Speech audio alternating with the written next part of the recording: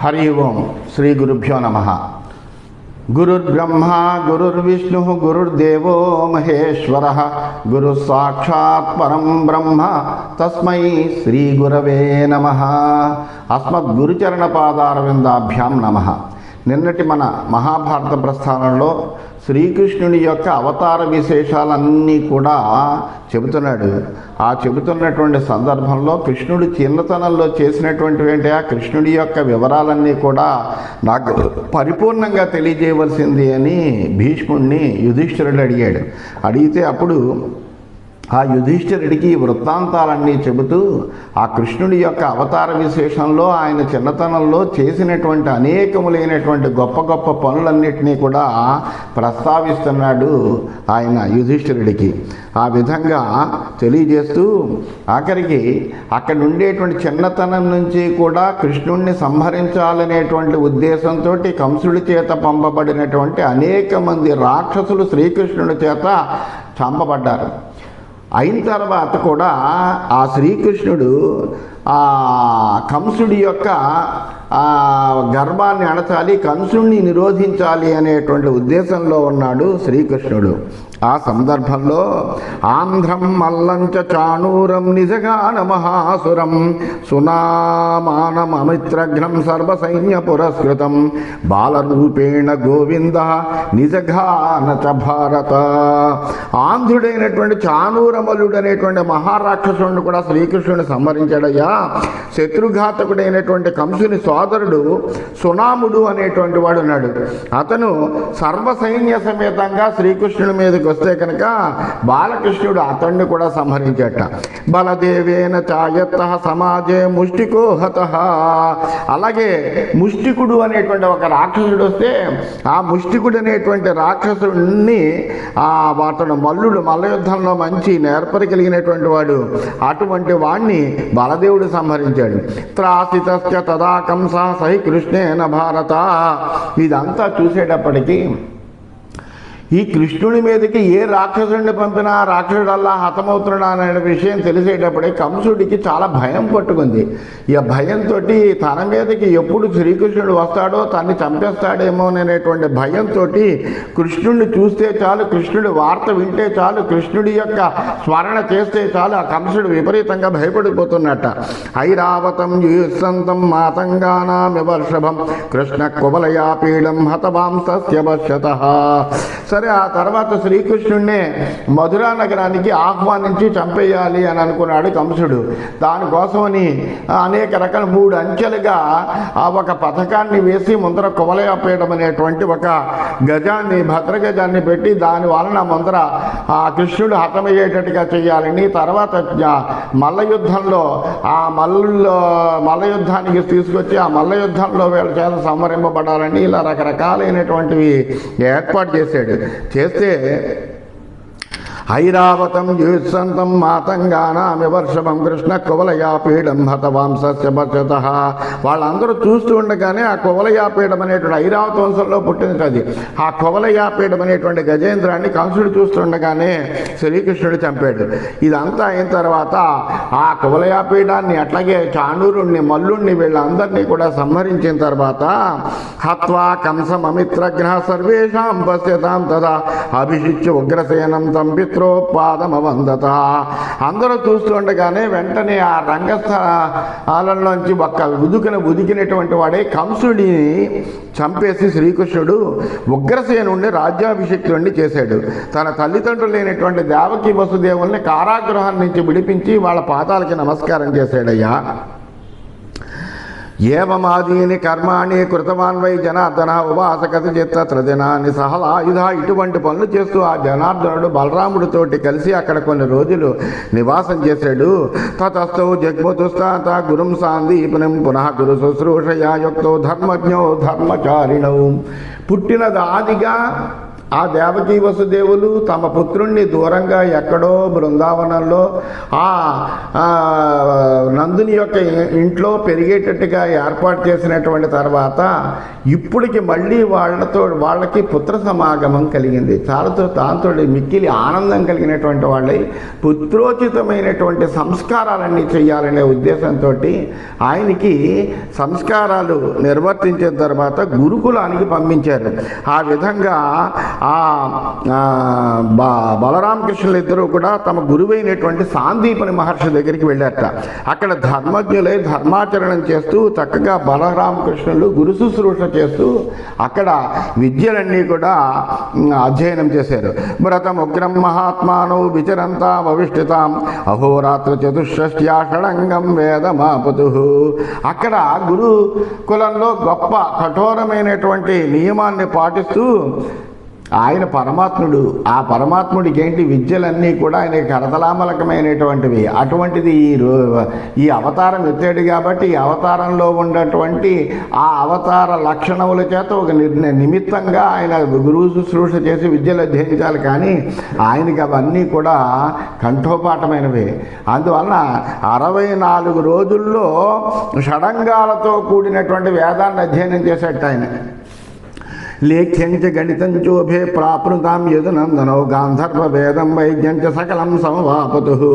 అలాగే ఆ బలరామకృష్ణులు ఇద్దరు కూడా చిత్రకళ, గణితం, గాంధర్వ వేదం, వైద్యం సమస్తము అధ్యయనం చేశారట. హస్తి శిక్షాం అశ్వశిక్షాం ద్వాదశాహేన చాపతు తావుహో జగ్మతుర్వీరో గురుం సాందీపనం పునః ధనుర్వేద చికీర్షార్థం ధర్మజ్ఞౌ ధర్మచారిణౌ.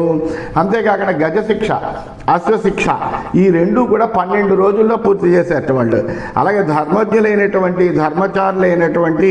ఆ బలరామకృష్ణులందరూ ఇద్దరు కూడా ధనుర్వేదాన్ని అధ్యయనం చేసుకోవడం మళ్ళీ సాందీపుణ్ణి ఆశ్రయించారట. తా విశ్వస్త్ర వరాచార్యం అభిగమ్య ప్రణమ్య తేనతో సత్కృతో రాజన్ విచరంతా భవంతిషు. అలాగే ఆ ధనుర్వేదంలో గొప్పవాడైనటువంటి సాందీపుణ్ణి దగ్గరికి వెళ్ళి ఆ సాందీపునుడి దగ్గరే ఇదంతా కూడా ధనుర్విద్యనంతా కూడా వాళ్ళు అధ్యయనం చేశారట. అధ్యయనం చేసి ఎలా అధ్యయనం చేశారట? 50 అహోరాత్రై దశాంగం సుప్రతిష్ఠితం సరహస్యం ధనుర్వేదం సకలం తానవాపతు. 50 రోజులట. 50 రోజుల్లో దశాంగాలతోటి సర్వరహస్యాలతో కూడినటువంటి ధనుర్విద్యను అంతా కూడా నేర్చుకున్నట్ట. దృష్ట్వా కృతాస్త్రౌ విప్రేంద్ర గుర్వర్ధే తానచోదయత్ అయాచతార్థం గోవిందం తతః సాందీప నిర్విభు.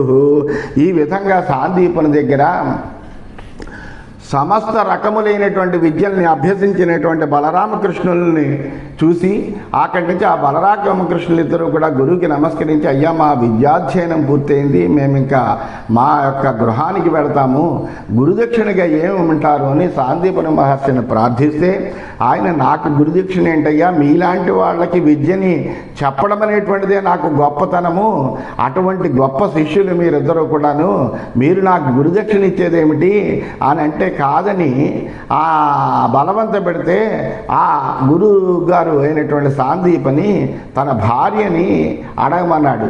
ఆ తల్లిని అడగండి, ఆవిడకి ఏం కావాలో అని అంటే, అప్పుడు ఆవిడ ఆ గురుదక్షిణ కోసమని తన పుత్రుణ్ణి తీసుకురమ్మని ఆజ్ఞాపించింది. ఏనాడో మా పుత్రుడు తప్పిపోయాడు, సముద్రంలో ఒక జలచరం మింగేసింది, అందువల్ల నాకు ఆ పుత్రభిక్ష పెట్టమని అడిగిందిట. మమ పుత్ర సముద్రేస్మిన్ తిమినా చాపవాహిత పుత్రమానయ భద్రంతే భక్షితం తిమినా మమ.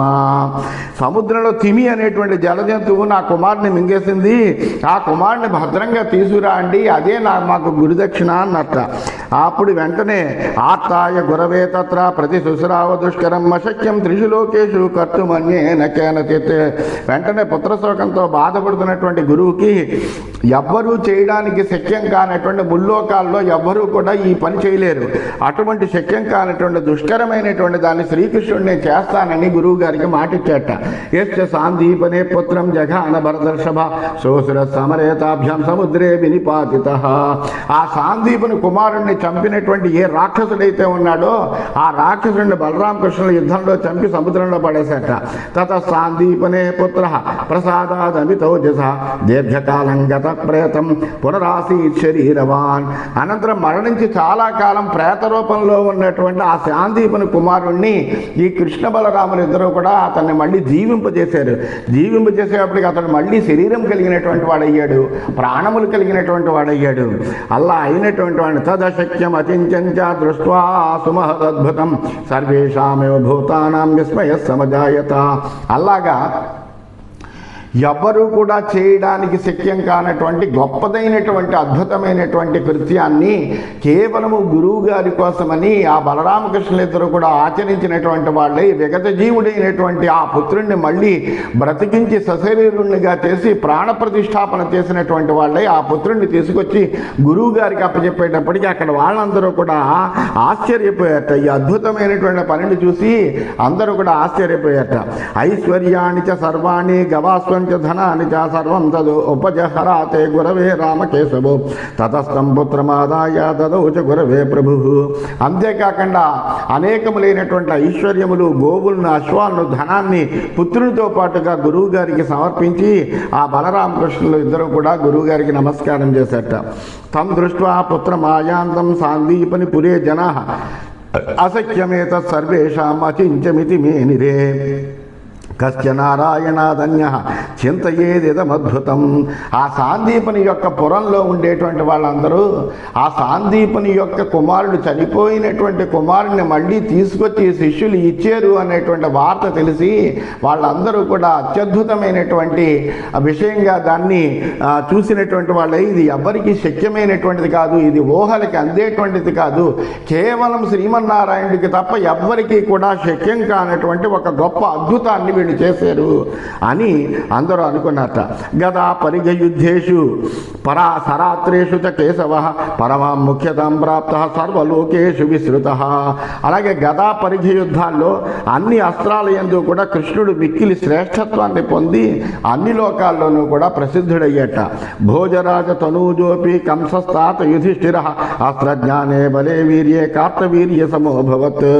అంతేకాదయ్యా యుధిష్ఠిర, భోజరాజు కుమారుడైనటువంటి కంసుడు కూడా అస్త్రజ్ఞానంలోనూ బలంలోనూ పరాక్రమంలోనూ కార్తవీర్యంతో సమానమైనటువంటి వాడే.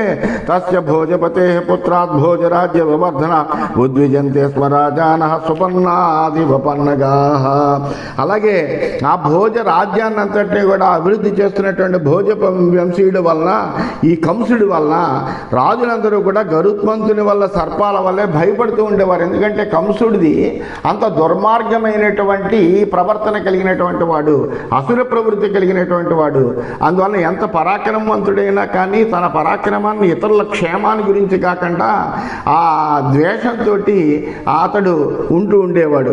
అందుకని అందరూ భయపడుతూ ఉండేవారట. చిత్రకార్ముక నిస్త్రింస విమల ప్రాస యోధిన శతం శతసహస్రాణి పాదాతస్య భారత. అలాగే ఆ కంసుడి దగ్గర ఎలాంటి వాళ్ళు ఉండేవారట? చిత్ర కార్ముక నిస్త్రింస విమల ప్రాసాలతో యుద్ధం చేసేటువంటి పదాత దళాల వారు 1,000,000 మంది ఉన్నారట సైనిక బలం. అష్టౌ శతసహస్రాణి సూరాణామనివర్తినామభవన్ భోజరాజస్య జాంబూనదమయ ధ్వజా. అలాగే బంగారు ధ్వజాలు కలిగినటువంటి రజకులైనటువంటి వాళ్ళు యుద్ధంలో వెనుదిరగనటువంటి వాళ్ళు, అంటే యుద్ధం చేయాలి, విజయం పొందాలి లేదా వీరమరణం పొందాలి తప్ప వెనక్కి మళ్ళీ పలాయనం చేసేటువంటి ఆలోచన లేనటువంటి గొప్ప శూరులైనటువంటి వాళ్ళు ఆ కంసుల దగ్గర 8,00,000 మంది సైనికులు ఉన్నారట. స్ఫురత్ కాంచన కక్షాస్త గజాస్త్రస్య యుధిష్ఠిర తావంత్యేవ సహస్రాణి గజానామనివర్తినాం. అంతేకాకుండా ఓ యుధిష్ఠిర, బంగారు కక్షలు కలిగి యుద్ధంలో వెనుదిరిగినటువంటి 8,00,000 ఏనుగులు కూడా కంసుడి దగ్గర ఉన్నాయి. తేచ పర్వత సంకాస చిత్రధ్వజ పదాకిన బహుర్భోజరాజస్య నిత్యం ప్రమిత గజగతా. అలాగే ఆ కంసుడి దగ్గర ఉండేటువంటి ఆ గజాలన్నీ కూడా ఎలా ఉంటాయంటే ఒక పర్వతాకారంలో ఉంటాయట. ఒక్కొక్క గజము ఒక్కొక్క పర్వతంలో ఉంటుందట. అతి విచిత్రములైనటువంటి ధ్వజ పతాకాలు కలిగినటువంటివై నిత్యము ఆనందంతో ఉండేవిట. స్వలంకృతానాం శీఘ్రాణం కరేణూనాం యుధిష్ఠిరాభవద్భోజరాజస్యాధిస్తావద్ధి మహద్బలం. అలా బాగా అలంకరింపబడి వేగంగా వెళ్ళేటువంటి ఆడ ఏనుగుల యొక్క బలము ఏనుగుల బలం కంటే రెట్టింపు ఉందిట. అంటే 8,00,000 ఉంటే 16,00,000 ఆడ ఏనుగులు ఉండేవిట. షోడశాస్త్ర సహస్రాణి కింసుకాభాని తస్య వై అపరస్తు మహావ్యూహ కిశోరాణం యుధిష్ఠిర ఆరోహవర సంపన్న దుర్ధర్షకేన చిద్బల సచ షోడశ సహస్ర కంస భ్రాతృపురస్సర. అలాగా అంతేకాకుండా అతని దగ్గర ఎర్రగా ఉండేటువంటి గొప్ప జాతివైనటువంటి గుర్రాలు కూడా 16,000 ఉన్నాయట. అవి కొదమ గుర్రాలు మరొక 16,000 ఉన్నాయట. ఇవన్నీ కూడా స్వారీ చేయడానికి శ్రేష్టమైనటువంటి వాట. బలవంతంగా ఎవరూ కూడా వాటిని లొంగ తీసుకోలేట. వాటన్నిటినీ కూడా కంసుని సోదరుడైనటువంటి ఈ సునాముడు అనేటువంటి వాడు అశ్వశిక్షలో గొప్ప వైదుష్యం కలిగినటువంటి వాడు. అతడు నడిపిస్తూ ఉంటాటండి. సునామ సదృశస్తేన సకంసం పర్యపాలయత్. కంసుడితో సమానమైనటువంటి బలం కలిగినటువంటి సునాముడు ఎల్లప్పుడూ కూడా కంసుని యొక్క రక్షణ చూస్తూ ఉంటాట. య ఆసన్ సర్వవర్ణాస్తు హయాస్తస్య యుధిష్ఠిరా సగణో మిశ్రకో నామ షష్ఠి సహస్ర ఉచ్యతే. అంతేకాకుండా అతని దగ్గర అన్ని వర్ణాలు కలిగినటువంటి, అంటే ఈ జాతికి సంబంధించినటువంటి ఈ గుర్రాలే కాకుండా అన్ని వర్ణాలు కలిగినటువంటి గుర్రాలు మిశ్రగణం అనేటువంటి పేరుతో 60,000 వేరే ఉన్నాయట. కంసరోష మహావేగాం ధ్వజానూప మహాద్రుమాం మత్తద్వీప మహాగ్రాహాం వైవస్వదవశానుగాం. అలా కంసుడితో జరగబోయేటువంటి యుద్ధం ఎలా ఉంటుందయ్యా అంటే ఒక భయంకరమైనటువంటి నదిలా ఉంటుందట. ఎందుకంటే గొప్పదైనటువంటి సేన, ఎంత దూరమైనా కానీ తరగకుండా ఉన్నటువంటి సేన అది. ఆ కంసుడి యొక్క రోషం చాలా గొప్ప వేగం కలిగినటువంటిదిట. ధ్వజాలు అనేటువంటి నది తీర వృక్షాలు కలిగినటువంటిది. మదించినటువంటి ఏనుగులు అనేటువంటి మొసళ్ళు కలిగినటువంటిది. యముని అధీనంలో ప్రవహించేటువంటి ఒక గొప్ప మహానదిలాగా ఉంటుంది ఆ సేనంతా కూడా. శస్త్రజాల మహాభేనాం సాది వేగ మహాజలాం గదా పరిఘ పాఠీనాం నానా కవచ శైవలాం. దీన్ని నదితో వర్ణిస్తున్నాడు కాబట్టి నదిలో ఉండేటువంటి వాటితో పోలికలండి చెబుతున్నాడు. ఈ శస్త్ర సముదాయం అనేటువంటి ఒక పెద్ద నురుగు కలిగినటువంటిదిట. గుర్రాల వేగం అనేటువంటి మహాజలం కలిగిందిట. గదలు పరిగెలు అనేటువంటి పాఠీనమైనటువంటి మత్స్యాలు కలిగినటువంటిదిట. వివిధ కవచాలు అనేటువంటి నాచు కలిగిందిట. రథనాగ మహావర్తాం నానా రుధిరకర్దమాం కార్ముక కల్లోలాం రథాశ్వకలిల హరదాం. రథాలు ఏనుగులు అనేటువంటి పెద్ద సుడులు కలిగినటువంటిదిట. అనేక విధాలైనటువంటి రక్తాలు అనేటువంటి బురద కలిగినటువంటిదిట. విచిత్రములైనటువంటి ధనుస్సులు అనేటువంటి తరంగాలు కలిగిందట. రథాల అశ్వాల సముదాయమనే మడుగులుగా కలిగినటువంటిది ఈ నది. మహామృత నదీం ఘోరాం యోధావర్తన నిస్వనాం కోవా నారాయణాదన్య కంసంతా యుధిష్ఠిర. అలాంటి సైనికులు అటు ఇటు తిరుగుతూ చేసేటువంటి ధ్వని ఉంది చూసారా, ఆ ధ్వని పెద్ద ప్రవాహ ఘోషలా ఉంటుందట. అటువంటి భయంకరమైనటువంటి అంతటి సేనతో కూడినటువంటి కంసుణ్ణి సంహరించడం అంటే కనుక మామూలు వాళ్ళ ఎవ్వరి వల్ల కూడా కానటువంటి విషయం అది. అది శ్రీకృష్ణుడి వలన ఒక్కడి వల్లే అయింది. అంటే ఆ శ్రీకృష్ణుడు ఎంత పరాక్రమవంతుడు, అతన్ని ఏ రాజు జయించగలడు అనేటువంటిది ఆయన యొక్క పరాక్రమాన్ని అంచనా వేసుకోండి. అందువలన శ్రీమన్నారాయణుడు తప్ప వేరెవ్వరూ కూడా కంసుడిని చంపలేరు. ఆ నారాయణుడి యొక్క అవతారం కాబట్టే శ్రీకృష్ణుడు చంపగలిగాడు. ఏష చక్ర రథేతిష్టన్ తాన్యనీకాని భారత వ్యధమద్భోజపుత్రస్య మహాభ్రాణీవ మారుత. అలాగే ఏదే ఒక పెద్ద జంఝామారుతం అంటే పెనుగాలి, ఒక పెనుగాలి వీచింది అనుకోండి, దట్టమైనటువంటి మేఘాలు కూడా చల్లా చెదరైపోతాయి. అలాగే కృష్ణుడు కనుక ఇంద్రుని యొక్క రథంలో ఉండి వస్తుంటే కంసుడి సేనలన్నీ కూడా చల్లా చెదరైపోయేట. అటువంటి కంస సేనంతటిని కూడా సంహరించేట. తం సభాస్తం సహామాత్యం హత్వా కంసం సహాన్వయం మానయామా సమానార్హం దేవకీం ససురుద్గణాం. అలాగే సభలో అమాత్యులతోటి తన వంశీయులతో కూడి ఉన్నటువంటి కంసుడిని శ్రీకృష్ణుడు సంహరించి తమ స్నేహితురాండ్రతో ఉన్నటువంటి పూజ్యురాలైనటువంటి దేవకిని గౌరవించేట. యశోదాం రోహిణీం చైవ అభివాద్య పునః పునః ఉగ్రసేనం చ రాజానం అభిజిత్య జనార్దన అచ్యుతో యదు ముఖ్యైశ్చ భగవాన్ వాసవానుజః. అలాగే ఆ కృష్ణుడు యశోదకు రోహిణికి మరలా నమస్కారాలు చేసి ఉగ్రసేనుణ్ణి రాజుగా అభిషిక్తుణ్ణి చేసేట. ఉపేంద్రుడైనటువంటి ఆ శ్రీకృష్ణ భగవాన్ని అక్కడ ఉండేటువంటి యాదవ ముఖ్యులందరూ కూడా గొప్ప గొప్ప స్తోత్రాలు చేస్తూ ఆయన్ని పూజించారట. తతః పార్థివమాయాంతం సహితం సర్వరాజభి సరస్వత్యాం జరాసంధం అదే పురుషోత్తమ. ఆ తర్వాత ఎప్పుడైతే కంసుడు సంహరింపబడ్డాడో జరాసంధుడికి కోపం వచ్చింది. ఎందుకంటే ఈ కంసుడు జరాసంధుడి యొక్క అల్లుడు, అందువలన తన అల్లుడిని చంపేశారు అనేటువంటి కోపంతో జరాసంధుడు శ్రీకృష్ణుడి మీద కోపాన్ని పెంచుకుని ద్వేషాన్ని పెంచుకున్నాడు. అతడు ఎక్కడో సరస్వతీ నదీ తీరంలో రాజులందరితోటి కలిసి వస్తున్నటువంటి జరాసంధుని పురుషోత్తముడైనటువంటి శ్రీకృష్ణుడు జయించాడు. అప్పుడు వెంటనే ఆ సేనలతో సహా జరాసంధుడు వెనక్కి వెళ్ళిపోయాడు. ఈ వృత్తాంతాన్ని అంతటినీ కూడా యుధిష్ఠిరుడికి చెబుతున్నాడు భీష్మాచార్యుడు. సూరసేనపురం త్యక్వా సర్వ యాదవనందన ద్వారకాం భగవాన్ కృష్ణ ప్రత్యపద్యత కేశవ. అప్పుడు యాదవులందరికీ కూడా ఆనందం కలిగిస్తున్నటువంటి శ్రీకృష్ణుడు వెంటనే ఇక్కడ ఉండడం అనేటువంటిది అంత క్షేమమైనటువంటి విషయం కాదు యాదవులకి. ఎందుకంటే ఈ జరాసంధుడు అనేటువంటి వాడు చాలా బలమైనటువంటి శత్రువు. ఇతడు అనేక మంది రాజుల్ని కలుపుకుని ఎప్పుడు అవకాశం చూసుకుని ఎప్పుడు ఏమాత్రం యామరపాటుగా శత్రువు ఉన్నాడో చూసుకుని అప్పుడల్లా దండయాత్రలు చేస్తూ ఉంటాడు. అందువల్ల ఇతను దుర్బుద్ధి తెలిసినటువంటి వాడై ఆ సూరసేనపురాన్ని విడిచిపెట్టంటే మధురని విడిచిపెట్టి ద్వారకలో ఏర్పాటు చేసి వీళ్ళందరినీ కూడా ద్వారకకి తరలించాడు. ప్రత్యపద్యత యానాన్ని రత్నాన్ని చ బహూని చ యదార్హం పుండరీకాక్ష నైరుతాన్ ప్రతిపాలయన్. అలా పుండరీకాక్షుడైనటువంటి శ్రీకృష్ణుడు అనేక మంది రాక్షసుల్ని సంహరించి అనేకములైన రత్నాలను వాహనాలను పొంది యథాయోగ్యంగా వాటిని అన్నింటినీ రక్షిస్తున్నాడయ్యా. తత్ర విఘ్నం చరంతి స్మ దైతేయా సహ దానవై తాం జఘాన మహాబాహు వరమత్తాన్ మహాసురాన్. వరాలతో గర్వించినటువంటి మహాసురులను దానవులతో కూడి విఘ్నాలు కలగజేస్తున్నటువంటి రాక్షసుల్ని అందరినీ కూడా శ్రీకృష్ణుడు సంహరించాడు. స విఘ్నమకరోత్తత్ర నరకో నామ నైరుతాత్రాసనం సురసంఘానాం విదితో న ప్రభావత. అలాగే దేవతాగణాలందరికీ కూడా భయంకరుడైనటువంటి వాడు వరగర్వితుడైనటువంటి నరకాసురుడు అనేటువంటి ఒక రాక్షసుడు ఉన్నాడు. ఆ రాక్షసుడు దేవతలందరికీ కూడా విఘ్నాలు కలగజేస్తున్నట్ట.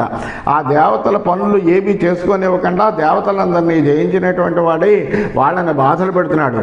అతని ప్రభావం గురించి మీ అందరికీ కూడా నరకాసురుడి గురించి తెలుసు కదా. సభూమ్యాం మూర్తిలింగస్థ సర్వదేవాసురాంతగా మానుషాణం ఋషీణాం చ ప్రతీపమకరోత్తదా. అతడు సమస్తములైనటువంటి దేవతలకు రాక్షసులకు యముడు లాంటి వాడు. అతన్ని చూస్తే గడగడ వణికిపోయేవారు అందరూ కూడా. అలాగే మనుష్యులకు ఋషులకు కూడా విరోధంగా ప్రవర్తించేవాడు. త్రిలోకాల్లోనూ నరకాసురుడంటే భయపడినటువంటి వాడు ఎవరు లేరు. అంత గొప్పవాడైనటువంటి వాడు అతను. శత్రు దుర్భేద్యమైనటువంటి మూర్తిలింగ రూపమైనటువంటి ఒక గుహని భూమిలో నిర్మించుకుని అసలు అది ఎటువంటిదంటే నవ ప్రాకారాలతో కూడి అసలు శత్రు దుర్భేద్యమైనటువంటి కోటలను నిర్మించుకున్నాడు. అందులోకి ఎవడు ప్రవేశించలేడు. అలాంటి విధంగా తను గొప్ప రక్షణా స్థావరాన్ని నిర్మించుకుని అందులో ఉంటూ ఉండేవాడు. త్వష్టుర్దుహితరం భౌమ కషేరు మగమత్తదా గజరూపేణ జగ్రాహ రుచిరాంగీం చతుర్దశీం. ఆ నరకాసురుణ్ణే భౌముడు అంటారంటే భూమి యొక్క పుత్రుడు అతడు. భూదేవి యొక్క పుత్రుడు కాబట్టి అతడికి భౌముడు అనేటువంటి పేరు. అతడు ఏనుగు రూపంలో త్వష్ట యొక్క కూతురైనటువంటి కశేరువుని చేపట్టాడు. ఆమె చాలా అందమైనటువంటిది, 14 సంవత్సరాల ప్రాయం కలిగినటువంటిది. ఆమెను స్వీకరించాడు. ప్రమధ్యత జహారేతాం హృత్వా చ నరకో బ్రవీత్ నష్టశోక భయాబాధ ప్రాగ్జ్యోతిషపతిస్తదా. ఇతడి యొక్క రాజ్యం ప్రాగ్జ్యోతిషపురం అంటారు. అటువంటి ప్రాగ్జ్యోతిషపురాన్ని పరిపాలిస్తూ ఉండేవాడు. ఇతడికి ఏ విధమైన దుఃఖం కానీ భయం కానీ బాధ కానీ ఏమీ లేవు. ఎందుకంటే వరగర్వితుడు, గొప్ప పరాక్రమం కలిగినటువంటి వాడు, ముల్లోకాల్లో ఉన్నటువంటి అందరినీ కూడా జయించగలిగినటువంటి సామర్థ్యం కలిగినటువంటి వాడు. అందువలన ఆ కశేరువుని బలవంతంగా చేపట్టి తన పురానికి తీసుకొచ్చి ఆమెతో ఈ విధంగా అన్నట్ట. యాని దేవ మనుష్యేషు రత్నాన్ని వివిధాని చ బిభత్తి చ మహీకృష్ణ సాగరేషు తేద్వసు ఆద్య ప్రభృతి తద్దేవి సహిత సర్వనైరుతా తవైవ ఉపహరిష్యంతి దైత్యాచ సహ దానవై. ఓ దేవి, దేవతల దగ్గర కానీ మనుష్యుల దగ్గర కానీ రాక్షసుల దగ్గర కానీ ఏ ఏ సంపదలైతే ఉన్నాయో, ఏదైతే విశిష్టమైనటువంటి సంపదలుగా ఎవ్వరికీ దొరకనటువంటి అద్భుతమైనటువంటి రత్నములు కానీ, వైడూర్యములు కానీ, వజ్రములు కానీ ఏవైతే ఉన్నాయో, అలాగే ఈ భూమి మీద సముద్రాల్లో ఉండేటువంటి సంపదలు ఏవైతే ఉన్నాయో అవన్నీ కూడా నీకు బహుమానంగా ఇస్తున్నాను అని.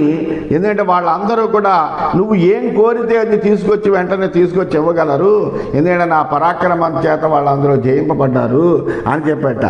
ఏవం ఉత్తమ రత్నాన్ని బహుని వివిధాని చ సజహార తదాభౌమ స్త్రీరత్నాన్ని చ భారత.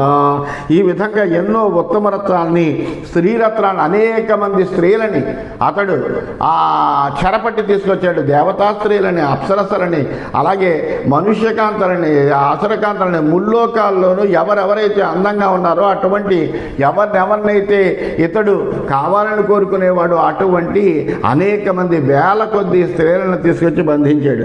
అందువల్ల అలా తీసుకొచ్చాడు. గంధర్వాణాంచ యా కన్యా జహార నరకో బలా యాస్తదేవ మనుష్యాణం సప్త చాప్సర సాంగణా. ఆ నరకుడు గంధర్వ కన్యలను, దేవ మనుష్య కన్యలను 7 విధాలైనటువంటి అప్సరోగణాలను బలవంతంగా పట్టుకుని వచ్చాట.